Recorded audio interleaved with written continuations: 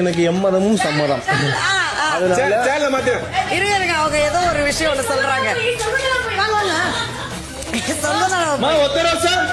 சும்மா இரு. பொண்ணை எப்படி வளர்த்திருக்காங்கப்பா? சொல்லுப்பா, என்னப்பா பிரச்சனை? சார் லைஃப் ஃபுல்லாவே பிரச்சனை தான் சார். புரியுதுப்பா. ஒரு நாள் கூட நிம்மதியா இருக்க முடியல. புரியுது. இவங்க சார் ஒரு பொண்ணு கூட இருந்தா திட்டுறாங்க, 2 பொண்ணு கூட இருந்தா திட்டுறாங்க, 3 பொண்ணு கூட இருந்தா திட்டுறாங்க. ஏமா அந்த பையன் ஒரு ஃப்ரெண்டா போய் ஒவ்வொரு பொண்ணுகிட்டயா போயிட்டு வந்திருக்கான், போஸ்ட்மேன் மாதிரி. ஏமா நீ கோவப்பட்டிருக்க? என்ன தப்பு இது? இல்ல சார், இங்க வந்து எனக்கு தொட்டு தாலி கட்டிட்டு ஒரு சார் இல்ல சார், குழந்தைகளும் அனைவரும் பார்க்கக்கூடிய நிகழ்ச்சி நம்மளோட. சார் இல்ல சார், காதல் பண்றேன் அப்படின்னு சொல்லிட்டு போய் எல்லார்கிட்டயும் பேசினா எனக்கு எப்படி சார் இருக்கும்? எனக்கே இது கன்ஃபியூஸா இருக்கு.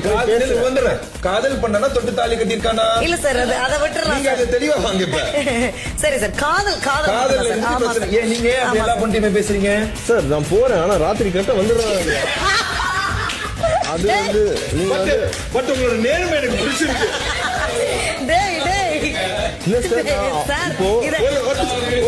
குழந்தைகள் பாக்குற மாதிரி பண்ணலாம் சார். அதான் சார், அதாவது மனசு விட்டு பேசுறதுக்கு ஒரு நிமிஷம், மனசு விட்டு பேசுறதுக்கு, ஒரு தள்ளு வண்டிகள்ல போய் ஒரு ஆபாயில் சாப்பிடறதுக்கு, அந்த மாதிரி வந்து ராத்திரி டைம் வந்து ஒரு ஃபேமிலி டைம் இல்லையா, அந்த மாதிரி சொன்னேன் சார். அந்த மாதிரி சொல்ல. ஓகே.